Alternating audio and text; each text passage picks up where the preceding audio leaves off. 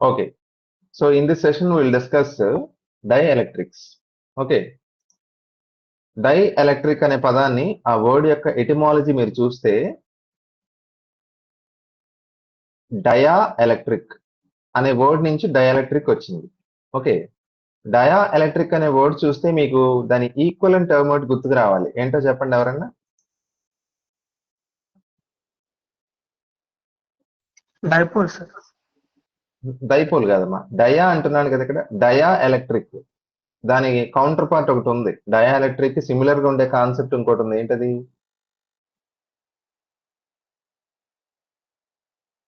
ఎప్పుడు పెళ్లి కూతురు గురించే కాదు, పెళ్లి కొడుకు గురించి కూడా పట్టించుకోండి అప్పుడప్పుడు. ఓకేనా? డయా మ్యాగ్నెటిక్ మెటీరియల్స్ అని ఉంటాయి, తెలుసుగా. మ్యాగ్నెటిజం అనేది మనం నెక్స్ట్ కదా డిస్కషన్. సో డయా మ్యాగ్నెటిక్ అనే పదం తెలుసుగా. ఏ మెటీరియల్స్ ని డయా మ్యాగ్నెటిక్ మెటీరియల్స్ అంటారు చెప్పండి?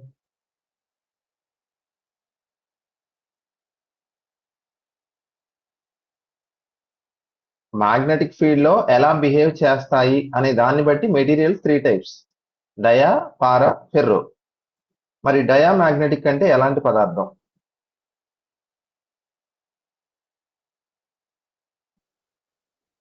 మ్యాగ్నెటిక్ ఫీల్డ్ లో పెడితే ఏమవుతుంది డయామాగ్నెటిక్ మెటీరియల్ ని? ఫర్ ఎగ్జాంపుల్ నా చేతిలో ఉన్న ఈ మార్కరు, లేకపోతే ఒక పేపరు, ఇవన్నీ ఏంటి? డయామాగ్నెటిక్ కదా.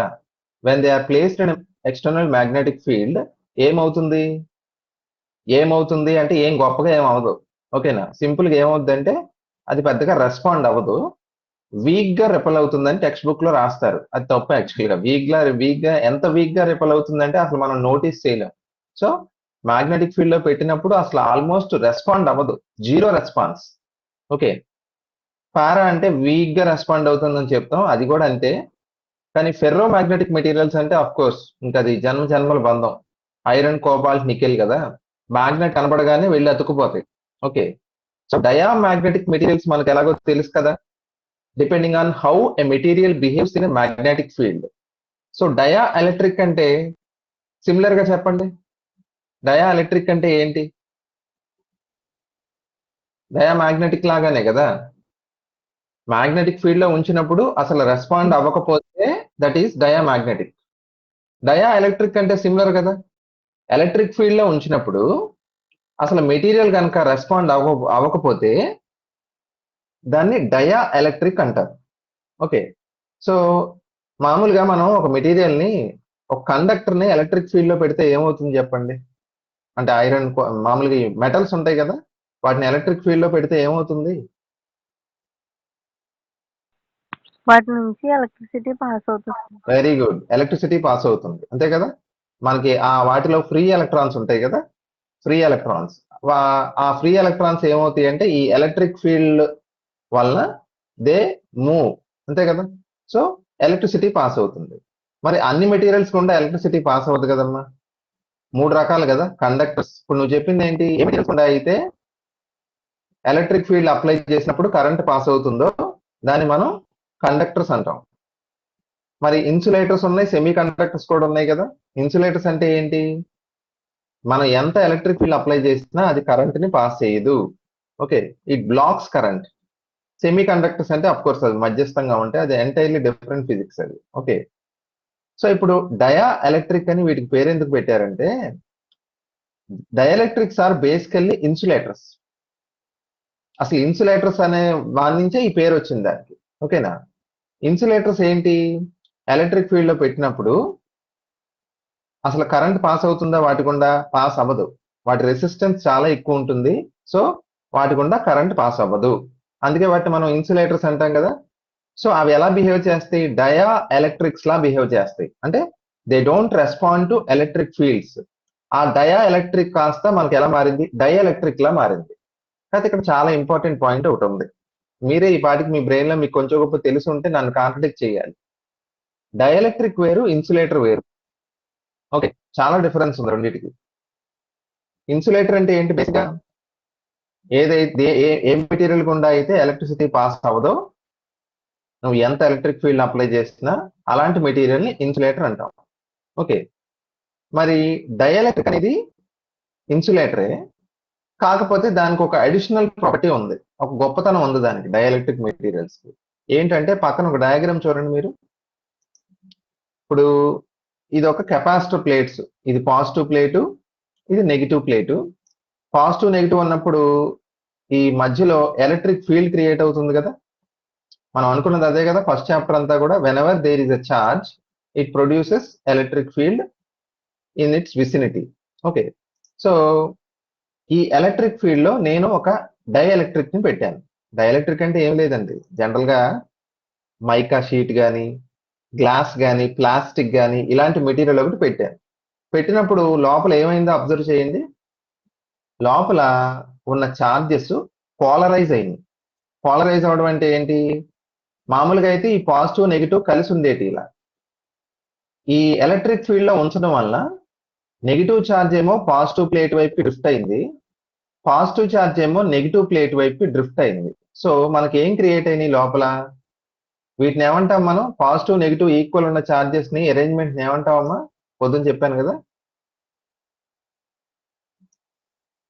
Equal and opposite charges separated by distance is called dipole.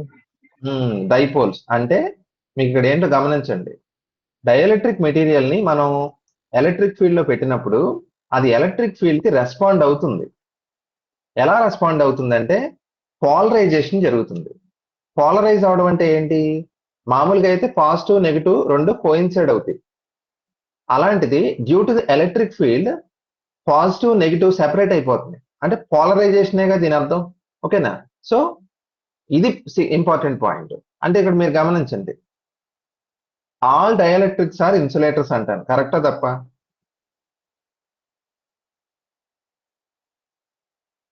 All dielectrics are insulators. Is it right? Sir. Correct. All insulators are dielectrics అంట. కరెక్టా తప్ప? No sir, no. ఇప్పుడు డైఎలక్ట్రిక్ అంటే అది ఫస్ట్ అండ్ ఫార్మోస్ట్ అది ఒక ఇన్సులేటరే.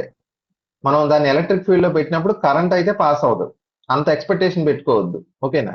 కాకపోతే మరీ రెస్పాండ్ అవ్వకుండా ఉండదు ఇన్సులేటర్ లాగా. ఓకేనా? ఎలా రెస్పాండ్ అవుద్ది అంటే కరెంట్ ఏమీ రాదు కానీ, అంటే ఎలక్ట్రాన్స్ ఏమి ఫ్లో అవ్వవు కానీ చార్జెస్ ఏమవుతాయి? సెపరేట్ అవుతాయి లైట్ గా. ఓకేనా? సో అలాంటి మెటీరియల్ ని డైఎలక్ట్రిక్ అంటారు. సో పాయింట్ ఏంటో చూడండి, ఇక్కడ నేను ఎసెన్స్ రాశాను. Dielectric is an insulator which do not contain any free electrons. అందులో ఫ్రీ ఎలక్ట్రాన్స్ ఉండవు. ఓకేనా? ఫ్రీ ఎలక్ట్రాన్స్ లేవు కాబట్టి డైఎలక్ట్రిక్స్ కరెంట్ ని పాస్ చేయవు, బ్లాక్ చేస్తాయి. కానీ బట్ గెట్స్, ఈ పదం చాలా ఇంపార్టెంట్ చూడండి, polarised when placed in electric field. So electric field లో ఉంచినప్పుడు కరెంట్ ని ప్రొడ్యూస్ చేయవు కానీ మనకి ఏమవుతాయి? అవి పోలరైజ్ అవుతాయి. అంటే లోపల మాలిక్యులర్ లెవెల్లో పాజిటివ్ నెగిటివ్ ఛార్జెస్ ఏమవుతాయి అంటే సెపరేట్ అయ్యి డైపోల్స్ క్రియేట్ అవుతాయి. దాన్నే మనం పోలరైజేషన్ అంటాం. ఇది పాలిటిక్స్ సీజన్ కదా. ఎగ్జాంపుల్ ఒకటి చెప్తాను చూడండి. ఇప్పుడు మనకి రోడ్ షోస్ అవి కండక్ట్ చేస్తున్నారు కదా పొలిటీషియన్ ఏమనుకుంటారు? ఛార్జ్ అనుకోండి. పొలిటీషియన్ పలానా ప్లేస్కి వచ్చాడు. వచ్చినప్పుడు అతని చుట్టూ ఏం క్రియేట్ అవుద్ది చెప్పండి? ఛార్జ్ చుట్టూ ఏముంటదండి? ఎలక్ట్రిక్ ఫీల్డ్ ఉంటుంది, ఎలక్ట్రిసిటీ కాదు. ఓకేనా? సో పొలిటీషియన్ రావడం వల్ల ఆ ఏరియాలో మంచి హడావుడిగా ఉంటుందా లేదా? ట్రాఫిక్ డైవర్ట్ చేస్తారు, లేకపోతే మైక్ సెట్లు పెడతారు పెద్ద పెద్ద. మొత్తానికి ఒక ఆరా లాగా ఒక ఎలక్ట్రిక్ ఫీల్డ్ క్రియేట్ అవుతుంది. మీడియం ఎవరు ఇక్కడ?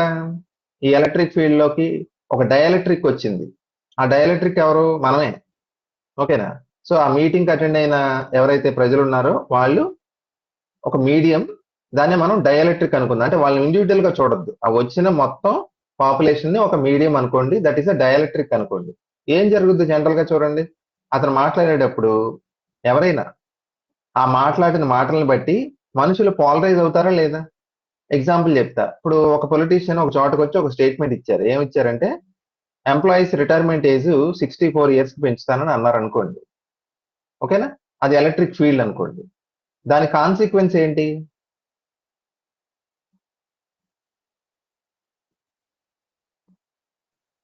ఇప్పుడు జనాలు పోలరైజ్ అవుతారా అవరా?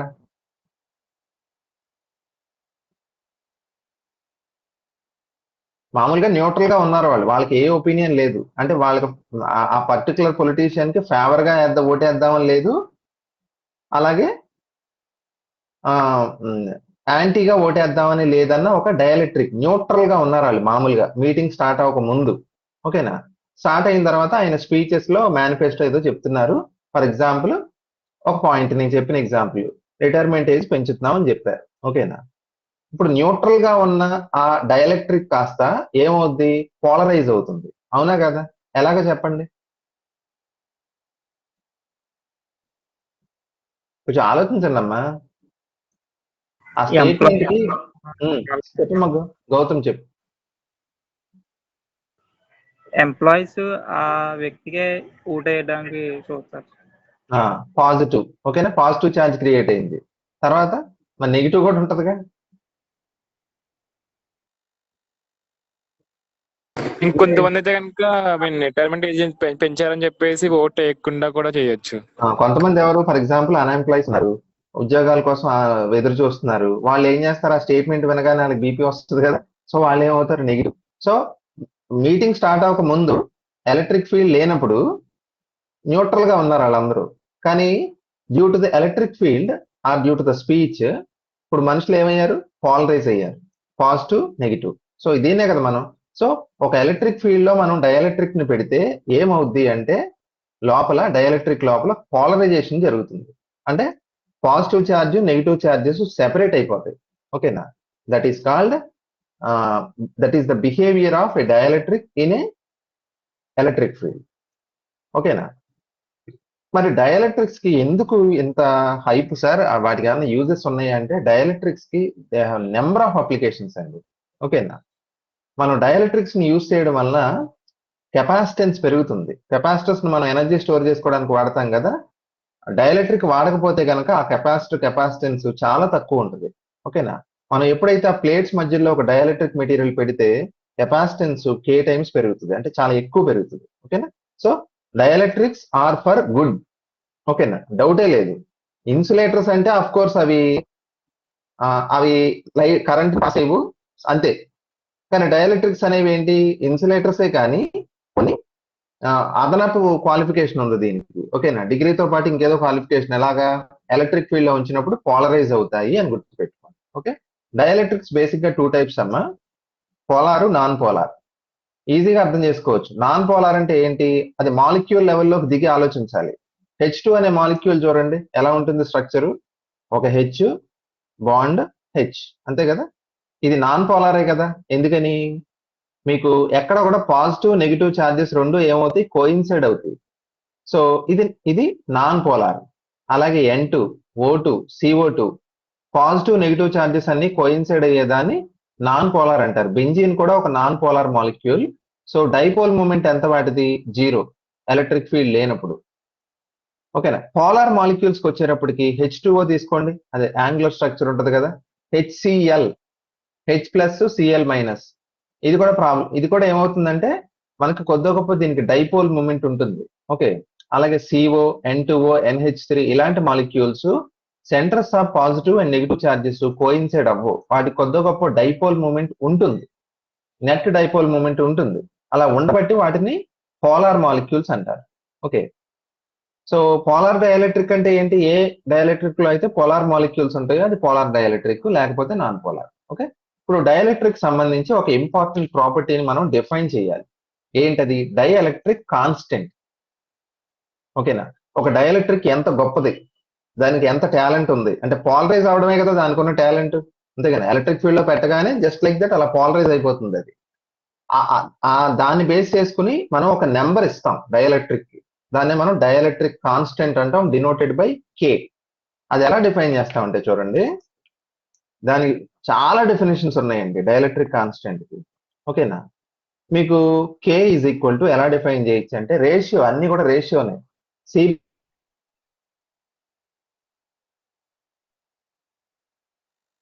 డైఎలక్ట్రిక్ పెట్టిన తర్వాత కెపాసిటెన్స్ బై C0. అంటే మధ్యలో ఫ్రీ స్పేస్ ఉన్నప్పుడు కెపాసిటెన్స్. అంటే ఏమవుతుంది ఇక్కడ? కెపాసిటెన్స్ డైఎలక్ట్రిక్ పెడతాం వలన పెరిగింది కదా, అందుకే K is equal to C/C0. అలాగే కెపాసిటర్ ప్లేట్స్ మధ్య వోల్టేజ్ ఉంటుంది కదమ్మా, డైఎలక్ట్రిక్ పెడతాం వల్ల వోల్టేజ్ ఏమవుతుందంటే తగ్గుతుందండి. ఓకే? సో V0 అంటే ఫ్రీ స్పేస్ లో వోల్టేజ్ బై డైఎలక్ట్రిక్ ఉన్నప్పుడు వోల్టేజ్. అలాగే F0/F ఫోర్స్. పెర్మిటివిటీ అని చెప్పాను కదా మీకు, ఫ్రీ స్పేస్ యొక్క పెర్మిటివిటీ ఎంత ε0 కదమ్మా. మనం గనక ఆ ఫ్రీ స్పేస్ లో డైఎలక్ట్రిక్ తో నింపేస్తే ఆ ఫ్రీ స్పేస్ ని దాని యొక్క పెర్మిటివిటీ, మీడియం యొక్క పెర్మిటివిటీ ఎన్ని రెట్లు పెరుగుద్ది అంటే k టైమ్స్ పెరుగుద్ది. k అనేది ఆ మీడియం యొక్క డైఎలక్ట్రిక్ కాన్స్టెంట్. Okay, so ε/ε0.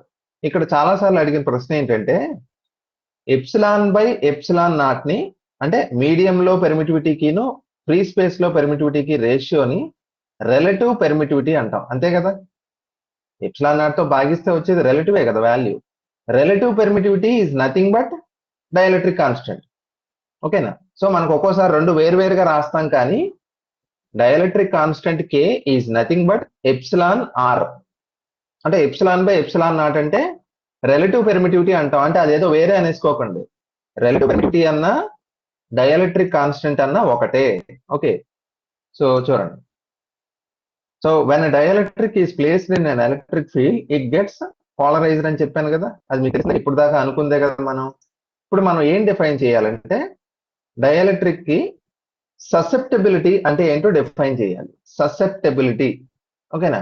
ఇప్పుడు ససెప్టబుల్ అనే పదానికి ఇంగ్లీష్ లో అర్థం ఏంటో చెప్పండి, ఏదైనా ఒక ఎగ్జాంపుల్ తో చెప్పండి. ససెప్టబుల్. ఇప్పుడు మనకి కోవిడ్ వచ్చింది కదా, పాండమిక్ వచ్చినప్పుడు ఇన్ఫెక్షన్ కి అందరూ ఎక్స్పోజ్ అయ్యాం. కాకపోతే కొంతమంది సకం అయిపోయారు, కొంతమంది రికవర్ అయ్యారు, కొంతమందికి అసలు సిమ్టమ్సే కనబడలా. అంటే దాని అర్థం ఏంటి, మనకున్న జీన్స్ ని బట్టో లేకపోతే మనకున్న హెల్త్ ని బట్టో ఏజ్ ని బట్టో some people are more susceptible to COVID, అంటే తొందరగా దానికి లొంగిపోతున్నారు. ఓకేనా. మీకు ఊరినే సరదాగా ఒక ఎగ్జాంపుల్ చెప్తాను చూడండి. సౌరవ్ గంగూలీ మన తెలుసు కదా, ఎక్సలెంట్ ఓపెనింగ్ బ్యాట్స్మెన్. కానీ ఒక ప్యాచ్, ఒక డిఫికల్ట్ ప్యాచ్ ఫేస్ చేశారు ఆయన. షార్ట్ పిచ్ బౌలింగ్ వేస్తున్నప్పుడు గంగూలీ రాగానే షార్ట్ పిచ్ బౌలింగ్ వేసేవాళ్ళు. కొన్నాళ్ళ పాటు, మామూలు చానాళ్ళ పాటు బాగానే ఆడారు, కానీ కొన్నాళ్ళ పాటు ఏమైందంటే ఆ షార్ట్ పిచ్ బౌలింగ్ కి ఈజీగా అవుట్ అయ్యేవాళ్ళు ఆయన. ఓకేనా. సో లేనప్పుడు సో అప్పుడు ఏమనేవాళ్ళు, Ganguly is susceptible to short pitch bowling అనేవాళ్ళు. అదవుతుంది, ఆ మీనింగ్ కనెక్ట్ అవుతుంది కదా మీకు. ససెప్టబుల్ అంటే ఎంత ఈజీగా దానికి మనం లొంగిపోతున్నాం, దాన్ని ససెప్టబిలిటీ అంటాం. ఇప్పుడు మరి డైఎలక్ట్రిక్ పాయింట్ ఆఫ్ వ్యూలో ససెప్టబిలిటీ అంటే ఏంటి?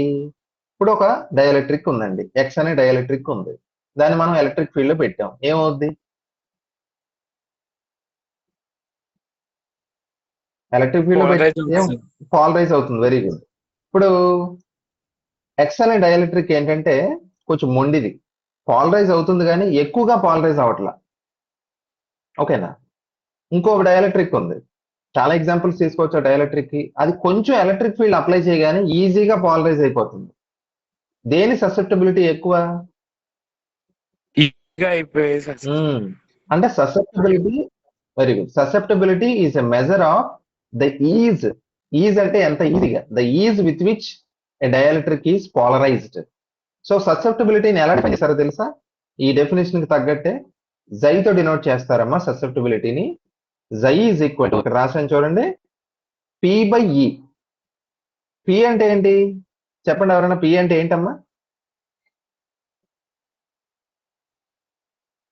ఎలక్ట్రిక్ ఫీల్డ్స్, పాలరైజేషన్ కదా, అంతేగా. మనం ఎలక్ట్రిక్ ఫీల్డ్ అప్లై చేసినప్పుడు డైఎలక్ట్రిక్ పాలరైజ్ అవుతుంది కదా, ఆ పాలరైజేషన్ వెక్టార్ P.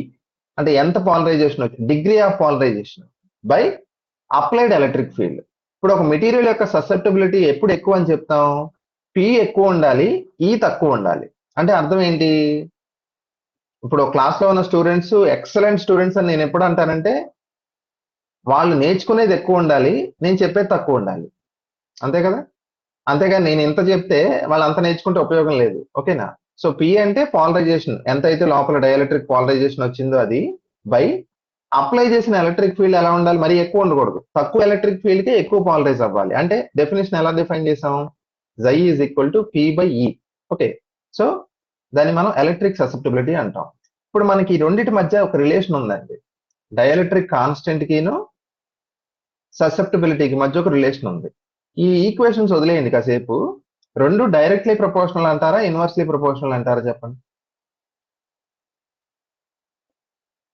క్వాలిటేటివ్ గా ఆలోచించండి, లాజికల్ గా. ఒక మెటీరియల్ యొక్క డైఎలక్ట్రిక్ కాన్స్టెంట్ ఎక్కువ అని చెప్పాను. అంటే అర్థం ఏంటి? అది బాగా పాలరైజ్ అవుతుందనా లేదా దాని అర్థం?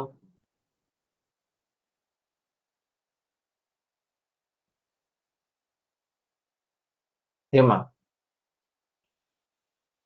డైఎలక్ట్రిక్ ని ఎలక్ట్రిక్ ఫీల్డ్ లో పెడితే డైఎలక్ట్రిక్ కాన్స్టెంట్ ఎక్కువ అని చెప్పాను నేను. అంటే అర్థం అది బాగా పాలరైజ్ అవుతున్నట్ట కానట్ట?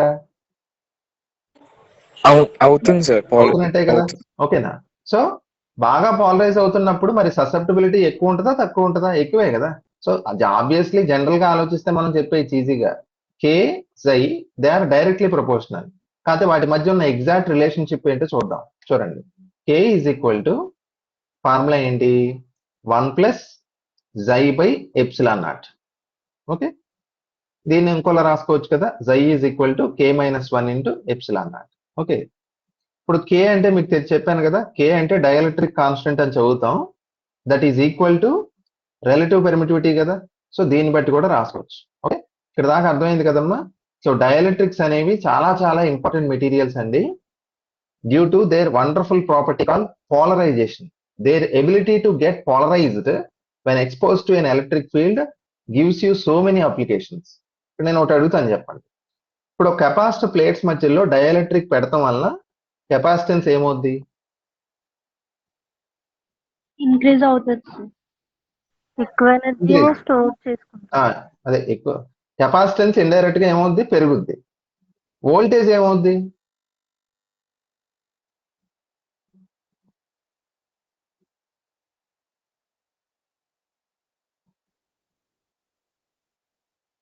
ఇది ఎందుకు అడిగానంటే మీకు డౌట్ ఉంటుందని నాకు అనిపించింది, అందుకే అడుగుతున్నా. కెపాసిటర్ పెడతాం, సారీ డైఎలక్ట్రిక్ పెడతాం వలన ఏ వాల్యూ పెరుగుతుంది, ఏ వాల్యూ తగ్గుతుంది అనేది క్లారిటీ ఉండాలి. ఓకేనా? ఒక్కోసారి తగ్గడం కూడా మంచిదే. ఓకేనా? అన్ని పెరుగుతాయని అనకండి. ఓకేనా? ఇప్పుడు నేను ఏమంటున్నాను, కెపాసిటర్ ప్లేట్స్ మధ్యలో డైఎలక్ట్రిక్ పెడతాం వలన ఏమవుతుంది? కెపాసిటెన్స్ పెరుగుద్ది. So K is equal to C/C0 అని చెప్తాం, అంతే కదా. మీకు dielectric constant value least value ఎంత? లోయెస్ట్ వాల్యూ 1 కదమ్మా. 1 గానీ అంతకంటే ఎక్కువ ఉంటుంది డైఎలక్ట్రిక్ కాన్స్టెంట్. ఓకే, సో 1.5, 3, 4, 5, 6, 7 అలా ఉంటాయి డైఎలక్ట్రిక్ కాన్స్టెంట్ వాల్యూస్, అంతేగాని 1 కంటే తక్కువ ఉండవు. Okay, so K is equal to C/C0 అంటాం. ఇప్పుడు కెపాసిటర్ ప్లేట్స్ మధ్యలో డైఎలక్ట్రిక్ పెడతాం వలన మీకు ఏమవుతుందో చెప్పండి. ఇక్కడ చూడండి, నేను ఒక ప్రశ్న అడుగుతాను, చెప్పండి. ఇప్పుడు మామూలుగా ఈ డైఎలక్ట్రిక్ లేనప్పుడు ఎలక్ట్రిక్ ఫీల్డ్ ఎంత ఉంటుంది? ప్లస్ మైనస్ కాబట్టి ఏదో ఎలక్ట్రిక్ ఫీల్డ్ వాల్యూ ఉంది, అది ఎంత? E0 అనుకోండి. ఈ మధ్యలో డైఎలక్ట్రిక్ పెడతాం వలన ఎలక్ట్రిక్ ఫీల్డ్ తగ్గుద్దా పెరుగుద్దా?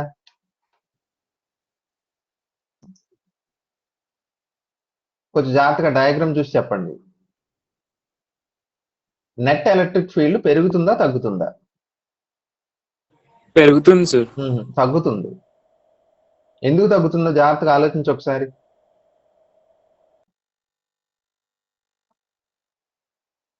సింపుల్ లాజిక్ అమ్మా. ఎలక్ట్రిక్ ఫీల్డ్ వెక్టార్ క్వాంటిటీ కదా, దానికి డైరెక్షన్ ఉందా లేదా? ఓకేనా? మనకి ఈ పాజిటివ్ నెగిటివ్ ప్లేట్స్ మీద ఉన్న ఛార్జ్ వలన ఎలక్ట్రిక్ ఫీల్డ్ ఒక డైరెక్షన్ లో ఉందమ్మా.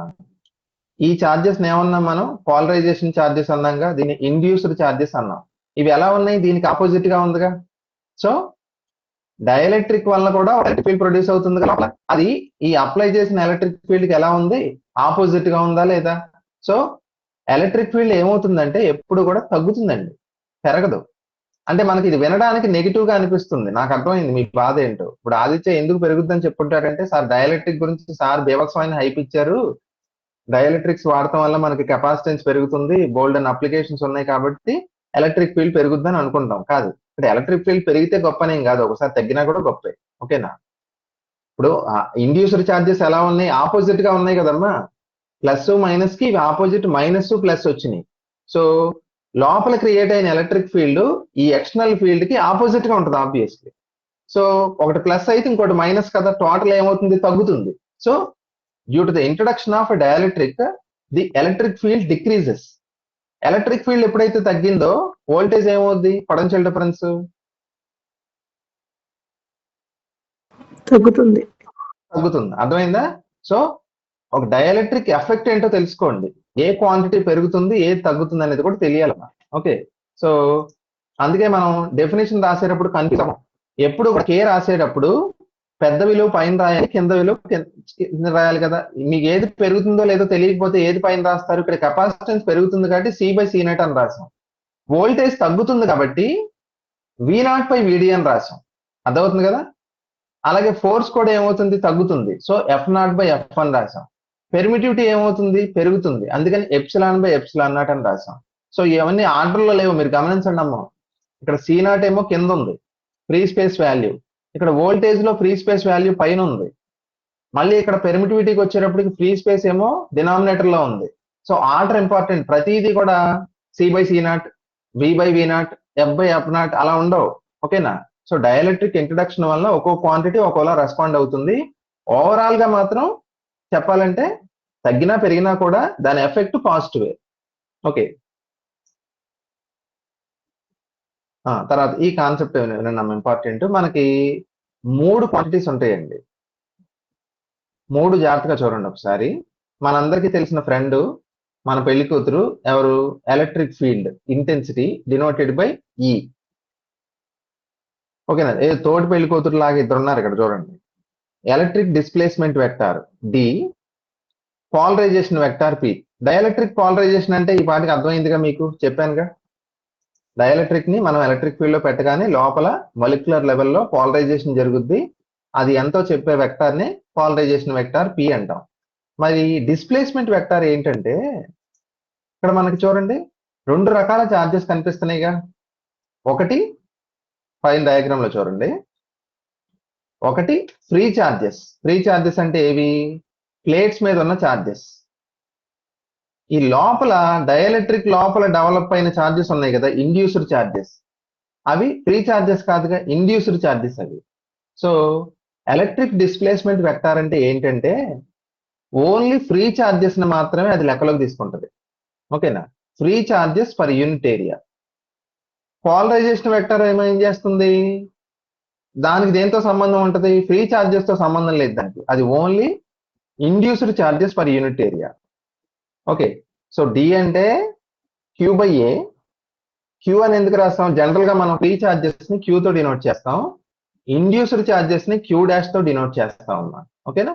సో Q/A అయితే D, Q'/A అయితే పోలరైజేషన్. మన ఎలక్ట్రిక్ ఫీల్డ్ దేని గురించి ఉంటుందంటే దానికి రెండిటితోనూ సంబంధం ఉంది. అంటే in other words electric field అనేది రెండిటి యొక్క టోటల్ అండి.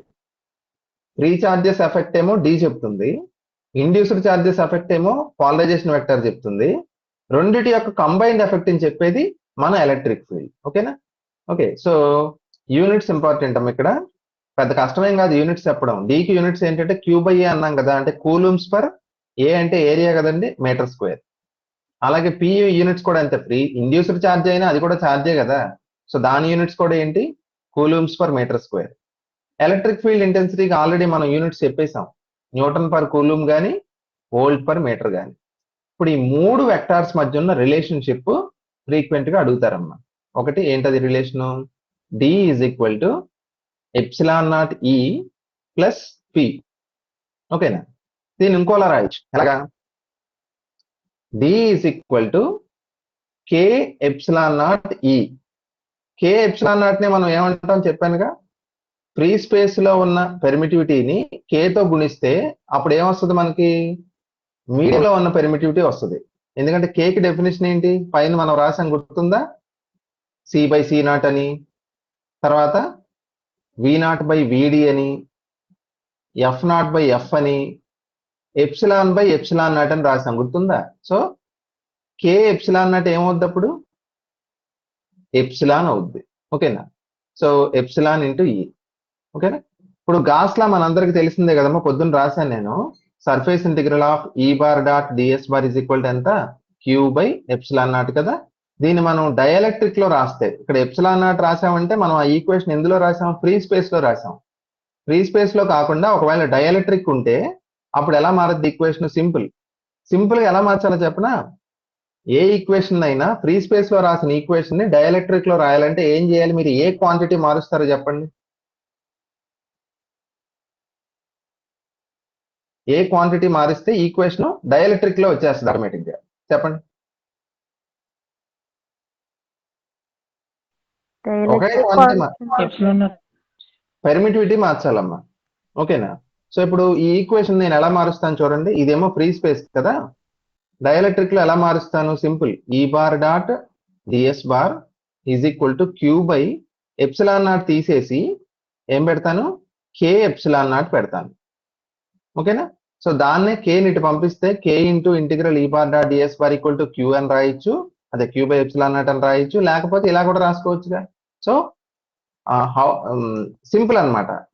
ఫ్రీ స్పేస్ లో ఉన్న ఈక్వేషన్ ని డైఎలక్ట్రిక్ లోకి మార్చాలి అంటే ఆ ఫ్రీ స్పేస్ ప్లేస్ లో డైఎలక్ట్రిక్ వచ్చి కూర్చుంటే అప్పుడు ఈక్వేషన్ ఎలా మారుద్ది అంటే simple. Replace the permittivity of free space epsilon naught ని కే ఎప్సిలాన్ నాట్ తో రీప్లేస్ చేయండి. అప్పుడు ఆటోమేటిక్ గా ఈక్వేషన్ వస్తుంది. ఓకేనా? సో ఇది డైఎలక్ట్రిక్ సంబంధించి. తర్వాత బౌండరీ కండిషన్స్ అని 2 ఉన్నాయమ్మా. బౌండరీ కండిషన్స్ మనం ఏం గుర్తుపెట్టుకోవాలంటే ఎలక్ట్రిక్ డిస్ప్లేస్మెంట్ వెక్టార్ కదా డి అంటే, బౌండరీ దగ్గర నార్మల్ కాంపోనెంట్స్ ఈక్వల్ గా ఉంటాయి డి అయితే. అదే ఎలక్ట్రిక్ ఫీల్డ్ అయితే మాత్రం టాంజెంటియల్ కాంపోనెంట్స్ ఈక్వల్ గా ఉంటాయి. ఓకే, అందుకే ఇక్కడ నార్మల్ కాబట్టి 1n అన్నాను, D 2n. First medium second medium వాటి బౌండరీ దగ్గర నార్మల్ కాంపోనెంట్ మాత్రం ఈక్వల్ గా ఉంటుంది. ఎలక్ట్రిక్ ఫీల్డ్ లో టాంజెంటియల్ కాంపోనెంట్ ఈక్వల్ గా ఉంటుంది. ఓకేనా? అలాగే అటామిక్ పాలరైజబిలిటీ అన్నాం కదా, ఆల్ఫా అంటే సింపుల్ డైపోల్ మూమెంట్ ఎంత బై ఎలక్ట్రిక్ ఫీల్డ్. అంటే సింపుల్, ఇది మన పాలరైజేషన్ ససెప్టిబిలిటీ చెప్పాను చూసారా, అదే ఇది. ఓకే, సో ఇది డైఎలక్ట్రిక్ సంబంధించి అమ్మా. ఓకేనా? ఒక్కసారి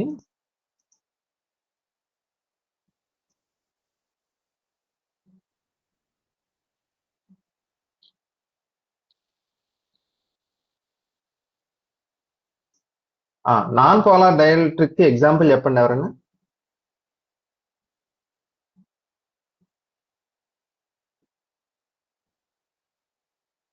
నాన్ పోలార్ N2O2 sir. ఇంకా H3 sir. సెలబ్రిటీని వదిలేసారు, కెమిస్ట్రీ వాళ్ళు ఫీల్ అవుతారు. అన్నిటికంటే ఇంపార్టెంట్ CO2. ఏంటది? బెంజిన్. ఓకే, బెంజిన్ అమ్మా. బెంజిన్ కూడా నాన్ పోలారే కదా. పోలార్ డైఎలక్ట్రిక్స్ వచ్చేటప్పటికి చెప్పండి ఎగ్జాంపుల్స్ ఏంటమ్మా? H2O, HCl, H2O. CO, and H2O sir. Okay, మీరు అందులో లాజిక్ ఐడెంటిఫై చేశారో లేదో, హోమోన్యూక్లియర్ మాలిక్యూల్స్ అంటే కదా. హోమోన్యూక్లియర్ అంటే H2 ఉంది, రెండు వైపులా HA, N2 ఉంది, రెండు వైపులా Na, రెండు ఈక్వల్ గానే లాగుతాయి కదా. ఒకటి ఎక్కువ లాగదు, ఒకటి తక్కువ లాగదు. Homonuclear molecules generally tend to be non polar. Heteronuclear molecules అంటే HCl చూడండి, HCl. మనం టగ్ ఆఫ్ వార్ రోప్ తో ఆడతాం కదా, ఆడినప్పుడు ఇద్దరు ఈక్వల్ గా లాగుతున్నప్పుడు సెంటర్ ఎటు వెళ్దాం, లెఫ్ట్కి వెళ్దాం, రైట్కి వెళ్దాం. కానీ హైడ్రోజన్ వేరు, క్లోరిన్ వేరు కదా. సో మనకి ఏమవుతుంది అప్పుడు? Positive charge, negative charge centre coincide అవ్వదు. సో అందుకే మనం HCl ఏమంటున్నాం? నాన్ పోలార్ మాలిక్యూల్ అంటున్నాం. ఒకటేమో గట్టిగా లాగుద్ది, ఒకటి నెమ్మదిగా తక్కువ లాగుద్ది. సో అక్కడ తేడా వస్తుంది. HCl అయినా లేకపోతే ఇంకా చెప్పాను కదా NH3, H2O, అవి ఏంటంటే సిమెట్రిక్ గా ఉండవు కదా. ఒక ఆటమ్ కి ఎలక్ట్రోనెగటివిటీ ఎక్కువ ఉంటుంది, ఇంకో దానికి తక్కువ ఉంటుంది. యాజ్ అ రిజల్ట్ కొద్దిగా చిన్న డైపోల్ మూమెంట్ వస్తుంది దానికి, మాలిక్యూల్ కి. ఓకేనా? అందుకే అది పోలార్. అంటే ప్రతిదీ కూడా లాజిక్ తో గుర్తుపెట్టుకోవాలండి, అందుకని బై హార్ట్ చేయకూడదు. ఓకే, పోలరైజేషన్ వెక్టార్ P కి యూనిట్స్ ఏంటమ్మా?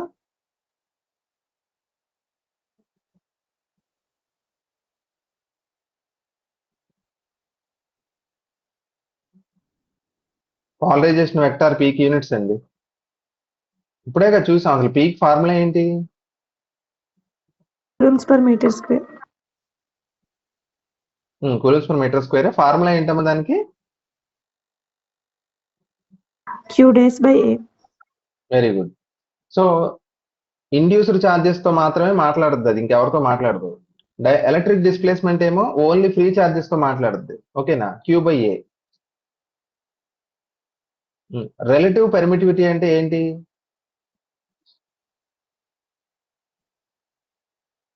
Relative permittivity Epsilon by epsilon naught.